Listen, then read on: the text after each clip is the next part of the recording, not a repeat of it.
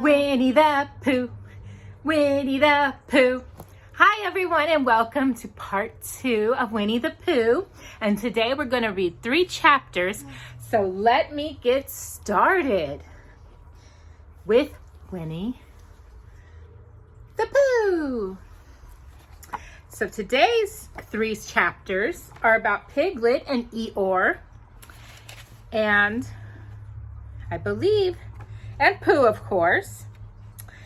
So let us begin with a story about Piglet. Pooh and Piglet go hunting and nearly catch a woozle.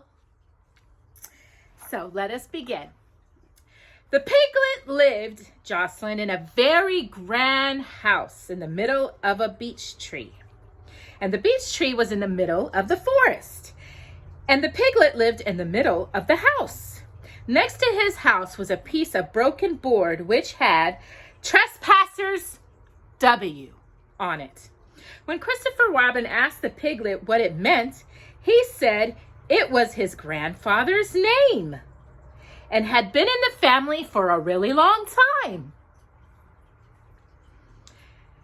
Whew.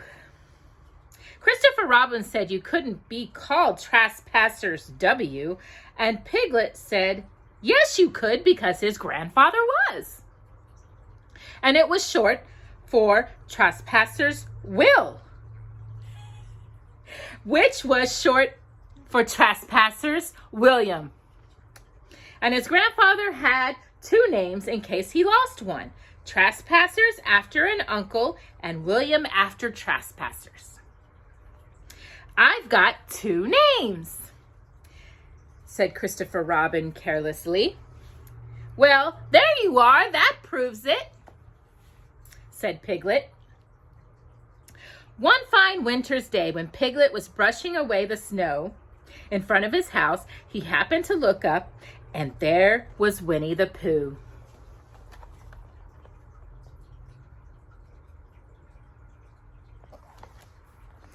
Pooh was walking around and round in a circle, thinking of something else. And when Piglet called to him, he just went on walking. Hello, said Piglet. What are you doing? Hunting, said Pooh. Hunting what? Tracking something, said Winnie-the-Pooh very mysteriously.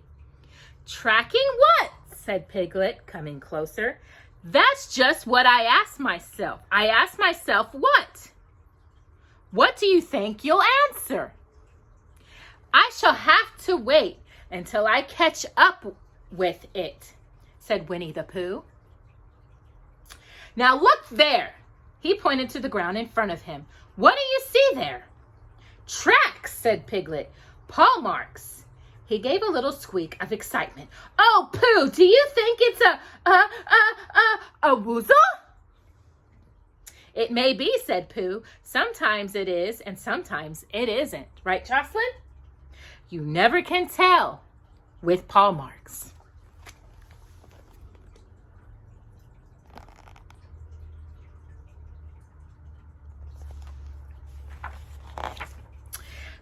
With these few words, he went on tracking, and Piglet, after watching him for a minute or two, ran after him. Winnie-the-Pooh had come to a sudden stop and was bending over the tracks in a puzzled sort of way. What's the matter? Asked Piglet. It's a very funny thing, said Bear. But there seems to be 2 animals now. This, whatever it was, has been joined by another, whatever it is, and the 2 of them are now proceeding in company.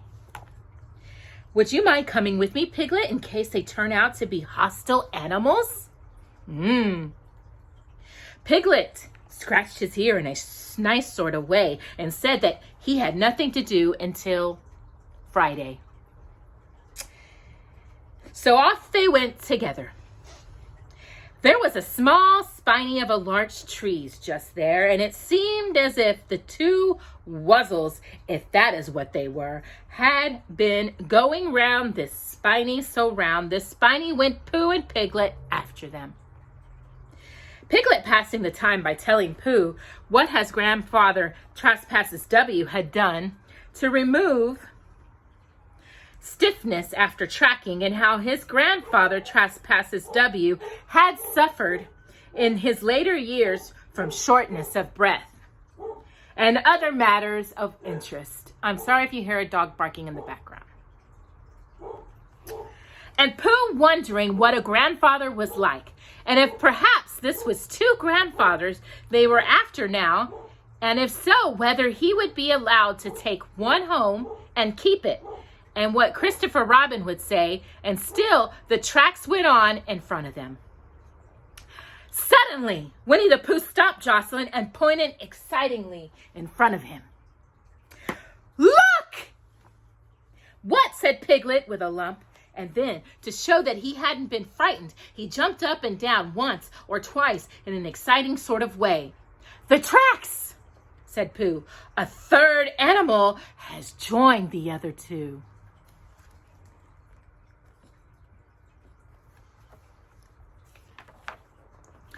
"Pooh!" cried Piglet. "Do you think it is another Whizzle?" "No," said Pooh, "because it makes different marks. It is either two Wazzles or one. And it might be Whizzle or two, as it might be Whizzles and one. If so, it is Wazzle." Let us continue to follow them. So they went on, feeling just a little anxious now, in case the three animals in front of them were of hostile intent. And Piglet wished very much that his grandfather T.W. were there instead of elsewhere. And Pooh thought it would be nice if they met Christopher Robin suddenly, but quite accidentally, and only because he liked Christopher Robin so much. And then all of a sudden, Winnie-the-Pooh stopped again and licked the tip of his nose in a cooling manner, for he was feeling more hot and anxious than ever in his life before. There were 4 animals in front of them. 4! Do you see, Piglet? Look at their tracks. 3 as it were Whizzles, and 1 as it was Whizzle. Another Wuzzle has joined them. And so it seemed to be. There were the tracks crossing over each other there, getting muddled up with each other there, but quite plainly, every now and then, the tracks of 4 sets of paws. "I think," said Piglet, when he had licked the tip of his nose too, and found that it brought very little comfort, "I think that I have just remembered something. I have just remembered something that I forgot to do yesterday and shan't be able to do tomorrow. So I suppose I really ought to go back and do it now." "We'll do it this afternoon and I'll come with you," said Pooh. "It isn't the sort of thing you could do in the afternoon," said Piglet quickly. "It's a very particular morning thing that has to be done in the morning. And if possible, Jocelyn, between the hours of..." "What would you say the time was?" "About 12, said Winnie-the-Pooh, looking at the sun. "Between, as I was saying, the hours of 12 and 12:05. So really, dear old Pooh, if you'll excuse me..." "What's that?"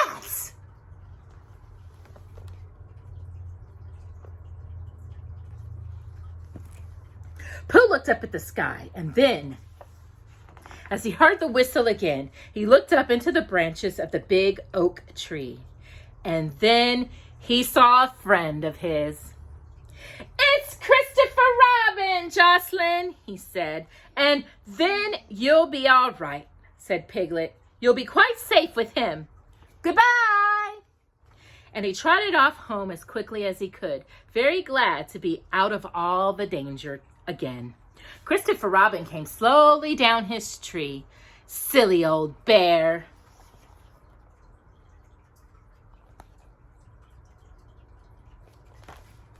he said. "What were you doing? First you ran around the spiny tree twice by yourself, and then Piglet ran after you, and you went around together again, and then you were just going around and around a 4th time."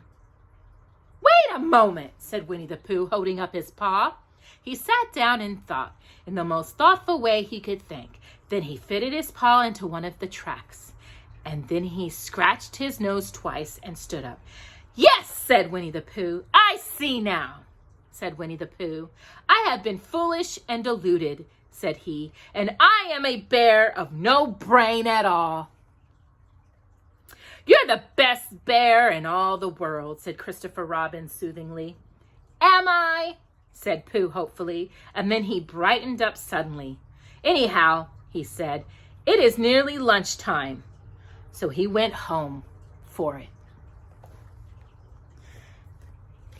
All right, that was chapter 3. And now we're going to read chapter 4, which stars my favorite, Eeyore. And we're going to talk about how he lost his tail. And Pooh helps find one.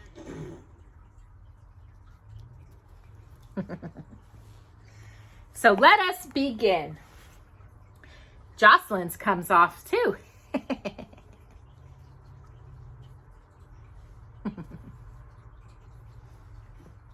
So let us begin with the story of Eeyore losing a tail and Pooh finds one.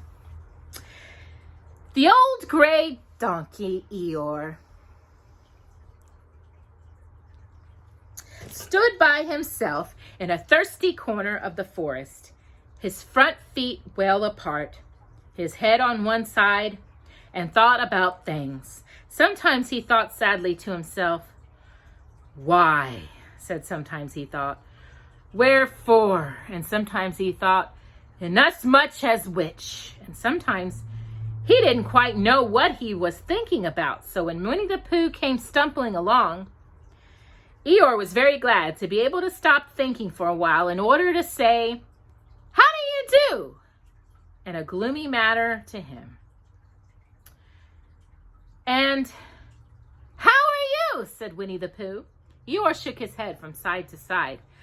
"Not very how," he said.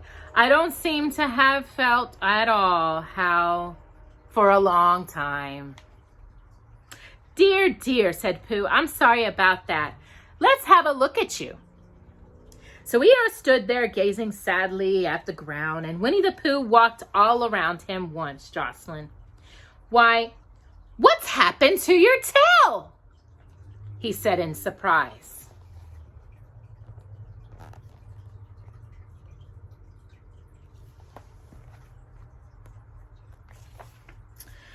"What has happened to it?" said Eeyore. "It isn't there." "Are you sure?" "Well, either a tail is there or it isn't. You can't make a mistake about it, and yours isn't there." "Then what is?" "Nothing." "Let's have a look," said Eeyore, and he turned around slowly around to the place where his tail had been a little while ago, and then, finding that he couldn't catch it up, he turned around the other way until he came back to where he was at first. And then he put his head down and looked between his front legs, and at last he said, with a long, sad sigh, "I believe you're right." "Of course I'm right," said Pooh. "That accounts for a good deal," said Eeyore gloomily. "It explains everything. No wonder." "You must have left it somewhere," said Winnie-the-Pooh. "Somebody must have taken it," said Eeyore. "How like them," he added after a long silence. Pooh felt that he ought to say something helpful about it, but didn't quite know what. So he decided to do something helpful instead. "Eeyore," he said solemnly, "I, Winnie-the-Pooh, will find your tail for you." "Thank you, Pooh," answered Eeyore. "You're a real friend," said he. "Not like some," he said. So Winnie-the-Pooh went off to find Eeyore's tail.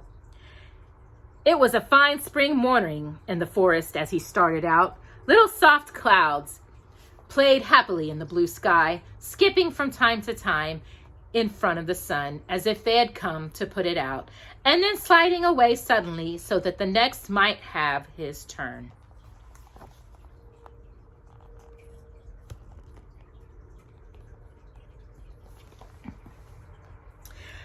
Through them and between them, the sun showed bravely, and a corpse, which had worn its fur all the year round, seemed old and dotty now beside the now green lace which the beeches had put on so prettily.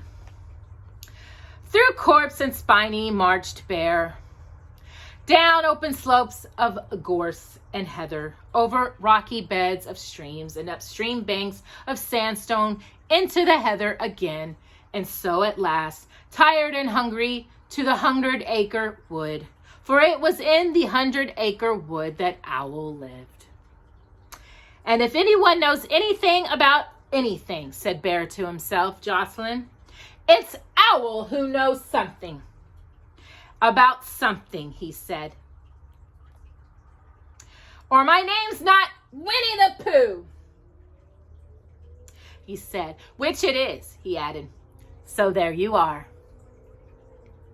Owl lived at the Chestnuts, an old world resident of great charm, which was grander than anybody else's and seemed so to Bear because it had both a knocker and a bell pull. Underneath the knocker there was a notice which said, "Please ring if an answer is required." Underneath the bell pull there was a notice which said, "Please knock if an answer is not required."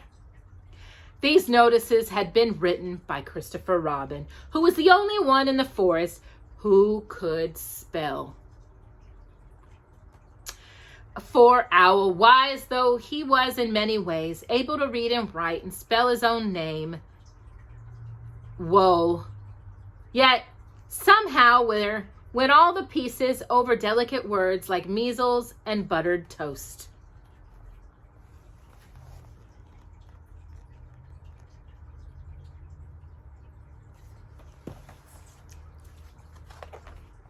Winnie-the-Pooh read the two notices very carefully, first from left to right and afterwards, in case he had missed some of it, from left to right and right to left.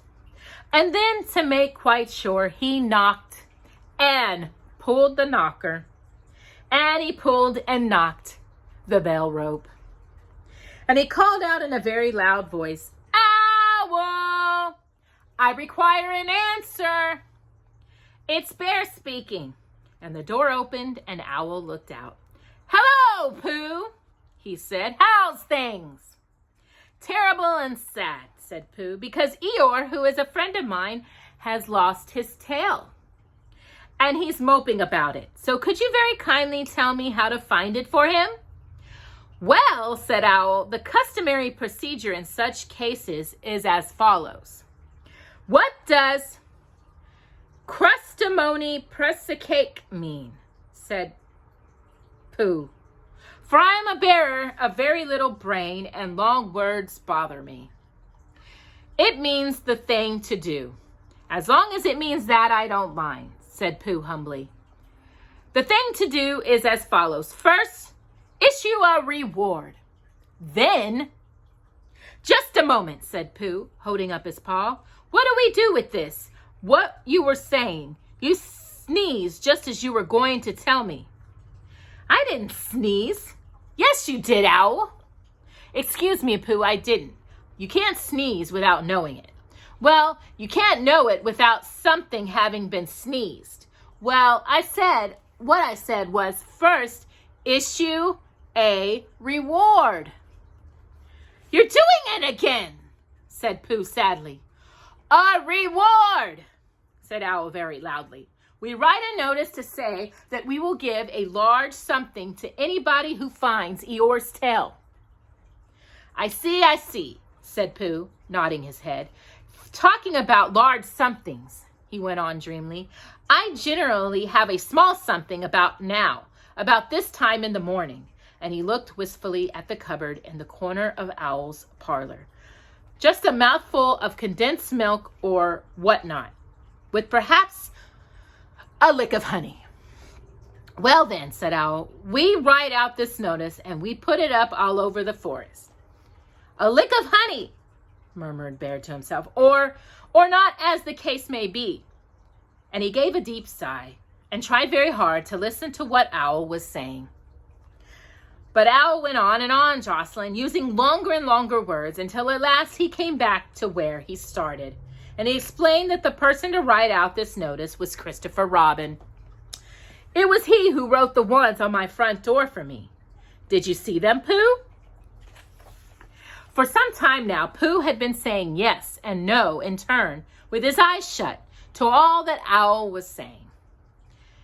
And having said yes, yes last time, he said no, not at all now, without really knowing what Owl was talking about. Didn't you see them? Said Owl, a little surprised. Come and look at them now. So they went outside, and Pooh looked at the knocker and noticed below it, and he looked at the bell rope and the notice below it. And the more he looked at the bell rope, the more he felt that he had seen something like it somewhere else, sometime before. Handsome bell rope, isn't it? Said Owl. Pooh nodded. It reminds me of something, he said, but I can't think what. Where did you get it? I came across it in the forest. Oops, sorry about that. See, in this story, we've also met Owl.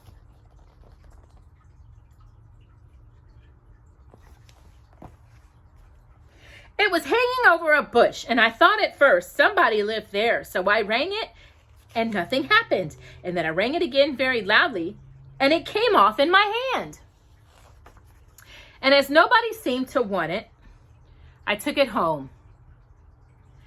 And, Owl, said Pooh solemnly, you made a mistake. Somebody did want it. Who? Eeyore, my dear friend Eeyore. He was fond of it. Fond of it? Attached to it, said Winnie-the-Pooh sadly. And with those words, he unhooked it and carried it back to Eeyore. And when Christopher Robin had nailed it on its right place again, Eeyore frisked about the forest, waving his tail so happily that Winnie-the-Pooh came over all funny and had to hurry home for a little snack of something to sustain him. And wiping his mouth half an hour afterwards, he sang to himself proudly. Who found the tail? I said Pooh at 1:45. Only it was 11:15, really. I found the tail.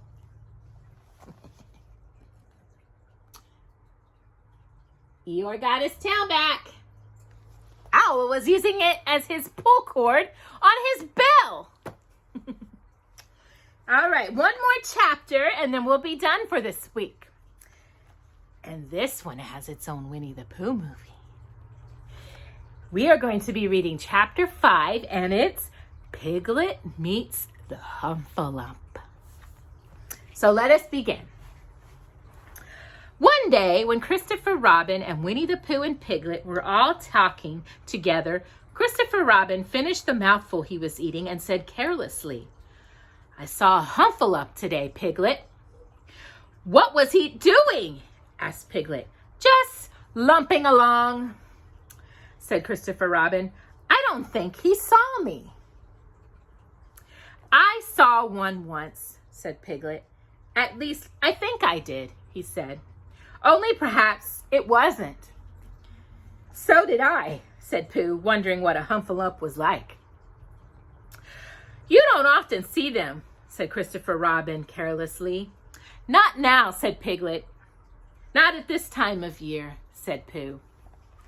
Then they all talked about something else until it was time for Pooh and Piglet to go home together. At first, they had stumped along the path which edged the Hundred Acre Wood. They didn't say much to each other, but when they came to the stream and had helped each other across the stepping stones and were able to walk side by side again over the heather, they began to talk in a friendly way about this and that, Piglet said. If you see what I mean, Pooh, and Pooh said, it's just what I think myself, Piglet. And Piglet said, but on the other hand, Pooh, we must remember, Pooh said. Quite true, Piglet, although I had forgotten it for a moment. And then, just as they came to the 6 pine trees, Pooh looked around to see that nobody else was listening and said in a very solemn voice, Piglet, I have decided something.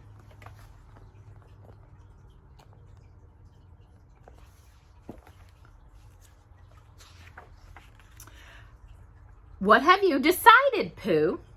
I have decided to catch a Humpalump. Pooh nodded his head several times as he said this and waited for Piglet to say how, or Pooh, you couldn't, or something helpful of that sort, but Piglet said nothing, Jocelyn. The fact was, Piglet was wishing that he had thought about it first. I shall do it, said Pooh, after waiting a little longer, by means of a trap, and it must be a cunning trap. So you will have to help me, Piglet. Pooh, said Piglet, feeling quite happy again. Now, I will. And then he said, how shall we do it? Said Pooh. That's just it. How? And then they sat down together to think it out. Pooh's first idea was that they should dig a very deep pit. And then the Humpalump would come along and fall into the pit. And why? Said Piglet. Why what? Said Pooh. Why would he fall in? Pooh rubbed his nose with his jaw and said that the Humpalump might be walking along, humming a little song and looking up at the sky, wondering if it would rain. So he wouldn't see the very deep pit until it was halfway down, when it would be too late. Piglet said that this was a very good trap, but supposing it were raining already? Pooh rubbed his nose again and said that he hadn't thought of that. And then he brightened up and said that if it were raining already, the Humpalump would be looking at the sky wondering if it would clear up. And so he wouldn't see the very deep pit until he was halfway down, when it would be too late. Right, Jocelyn? Piglet said that now that this point had been explained, he thought it was a cunning trap. Pooh was very proud when he heard this, and he felt that the Humpalump was as good as caught already. But there was just one other thing which had to be thought about, and it was this. Where should they dig the very deep pit? Piglet said that the best place would be somewhere where a Humpalump was, just before he fell into it, only about a foot further on. But then he would see us digging it, said Pooh. Now, if he was looking at the sky, he would suspect, said Pooh.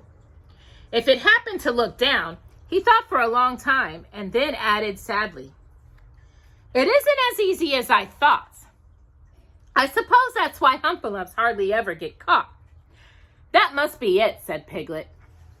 They sighed and got up, and when they had taken a few gorse pickles out of themselves, they sat down again. And all the time Pooh was saying to himself, if only I could think of something. For he felt sure that a very clever brain could catch a Humpalump if only he knew the right way to go about it. Suppose, he said to Piglet, you wanted to catch me, how would you do it?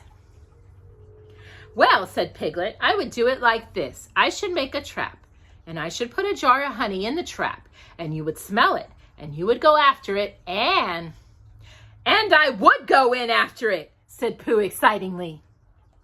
Only very carefully so not to hurt myself. And I would go to the jar of honey, and I shall lick round the edges first of all, pretending that wasn't any more. And and then I should walk away and think about it a little, and then I should come back and start licking in the middle of the jar. And then, yes, well, never mind about that.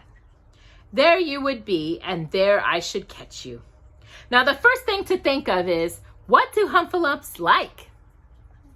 I should think acorns, shouldn't you? Well, get a lot. I say, wake up, Pooh! Pooh, who had gone into a happy dream, woke up with a start and said that honey was a much more trappy thing than acorns. Piglet didn't think so, and they were just going to argue about it when Piglet remembered that if they put acorns in the trap, he would have to find the acorns. But if they put honey, then Pooh would have to give up some of his own honey. So he said, all right, honey then. Just as Pooh remembered it too and was going to say, all right, acorns. Honey, said Piglet to himself in a thoughtful way, as if it were now settled. I'll dig the pit while you go and get the honey. Very well, said Pooh, and he stumbled off. As soon as he got home, he went to the larder and he stood on a chair and took down a very large jar of honey from the top shelf. It had honey written on it, but just as to make sure, he took off the paper cover and looked at it. And it looked just like honey.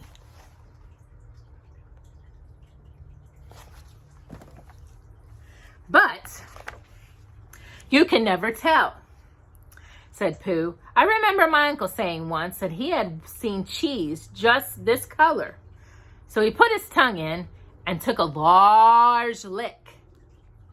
Yes, he said, it is, no doubt about that. And honey, I should say, right down to the bottom of the jar. Unless, of course, he said, somebody put cheese in at the bottom just for a joke. Perhaps I had better go a little further just in case Humphalumps don't like cheese. Just the same as me. Ugh. And he gave a deep sigh. I was right. It was honey. Right the way down.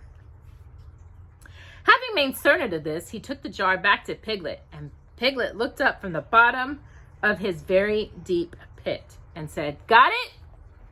And Pooh said, yes, but it isn't quite a full jar. And he threw it down to Piglet. And Piglet said, no, it isn't. Is that all you've got left? And Pooh said, yes, because it was. So Piglet put the jar at the bottom of the pit and climbed out. And they went off home together. Well, good night, Pooh, said Piglet, when they got to Pooh's house. And we meet at 6 o'clock tomorrow morning by the pine trees. And see how many Humphalumps we got in our trap. 6 o'clock, Piglet. And have you got any string? No, why do we want string? To lead them home with. Oh, I think Humphalumps come if you whistle. So do and some don't. You never can tell with Humphalumps. Well, good night. Good night. And off Piglet trotted to his house. Trespassers W, while Pooh made his preparations for bed. Some hours later, just as the night was beginning to steal away, Pooh woke up suddenly with a sinking feeling.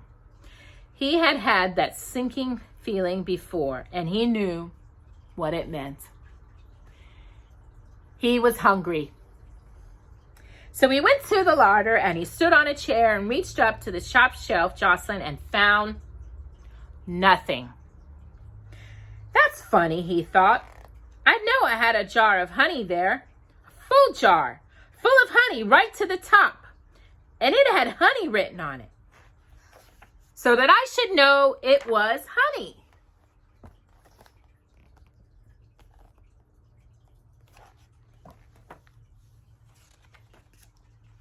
That's very funny. And then he began to wander up and down, wondering where it was, and mumming a mummer to himself like this. It's very, very funny, 'cause I know I had some honey, 'cause it had a label on saying honey. A guapulous full up pot too, and I don't know where it's got to. No, I don't know where it's gone. Well, it's funny. He had murmured this to himself 3 times in a sorting sort of way, when suddenly he remembered he had put it into the cunning trap to catch the Humphalump. Bother, said Pooh. It all comes to trying to be kind to Humphalumps. And he got back to bed. But he couldn't sleep. The more he tried to sleep, the more he couldn't. He tried counting sheep, which is sometimes a good way of getting to sleep. And as that was no good, he tried counting Humphalumps. And that was worse, because every Humphalump that he counted was making straight for a pot of Pooh's honey and eating it all. For some minutes, he laid there miserably. But when the 587 Humphalump was licking its jaw and saying to itself, very good honey this, I don't know where I've tasted better. Pooh could hear it no longer. He jumped out of bed, he ran out of the house, and he ran straight to the 6 pine trees. The sun was still in bed, but there was a lightness in the sky over the 100 Acre Wood, which seemed to know and show that it was waking up and would soon be kicking off the close. In the half-light, the pine trees looked cold and lonely, and the very deep pit seemed deeper than it was, and Pooh's jar of honey at the bottom was something mysterious.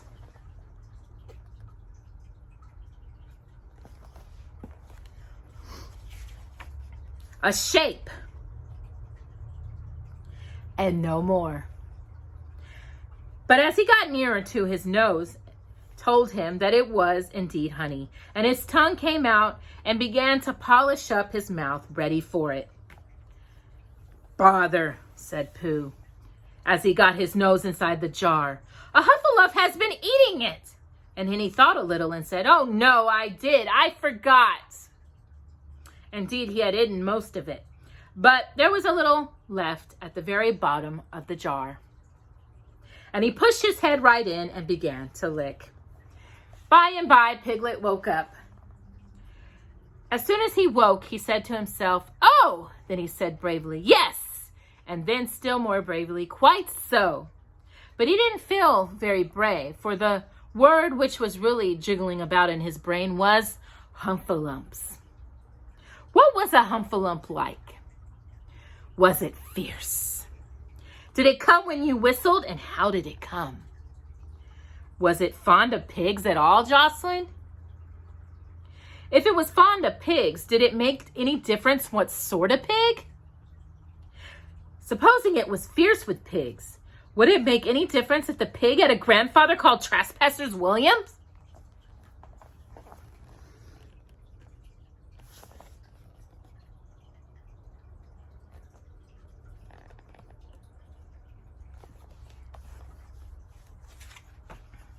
He didn't know the answer to any of these questions, and he was going to see his first Humphalump in about an hour from now.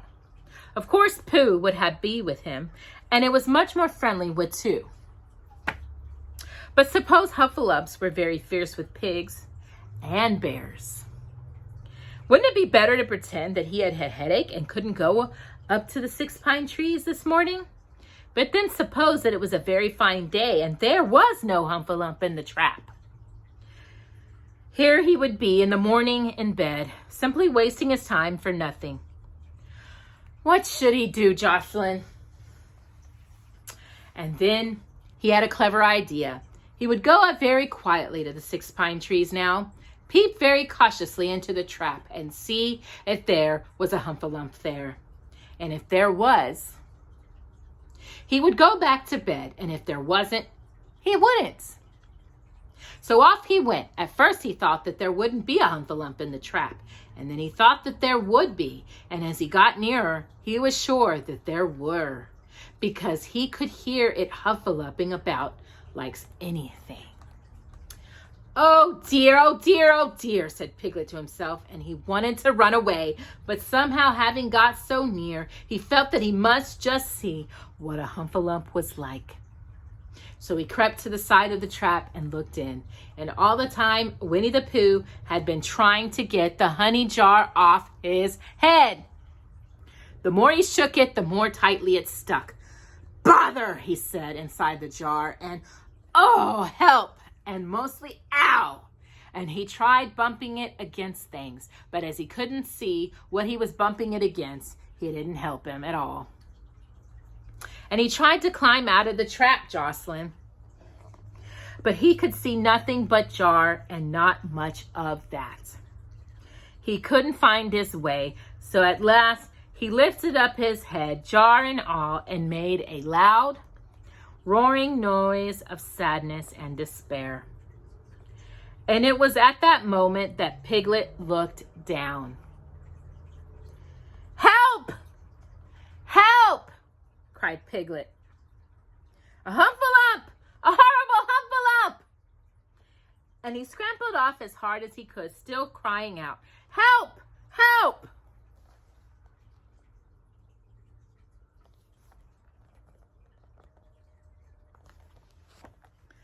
A horrible, horrible huffalump. Huff, huff, huffle, huffalump. Huffalump, huffalump. And he didn't stop crying and scampering until he got to Christopher Robin's house. What's the matter, Piglet? Said Christopher Robin, who was just getting up. Huff, said Piglet, breathing so hard that he could hardly speak. A humpalump. Where?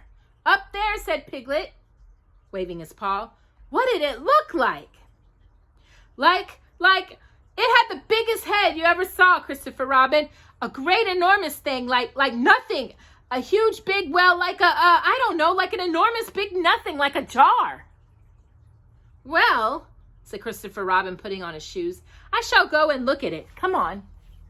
Piglet wasn't afraid if he had Christopher Robin with him, so off they went. I can hear it, can't you? Said Piglet anxiously as they got near. I can hear something, said Christopher Robin. It was Pooh bumping his head against a tree rot he had found. There, said Piglet, isn't it awful?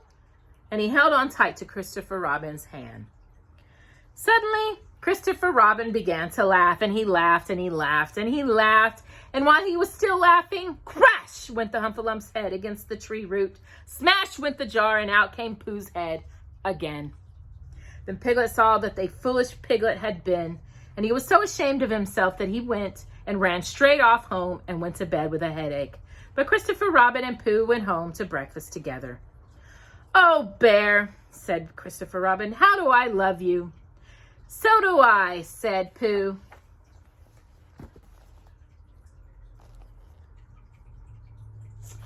And that is the end of chapter 5.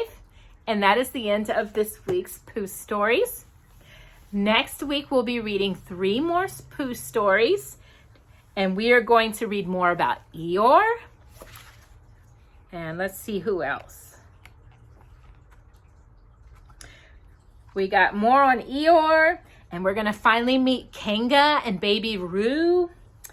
And we're going to learn a little bit about Christopher Robin. So join us next week for those 3 chapters, chapters 6, 7, and 8. And we'll see you then. Bye, Winnie-the-Pooh, Winnie-the-Pooh. Bye-bye.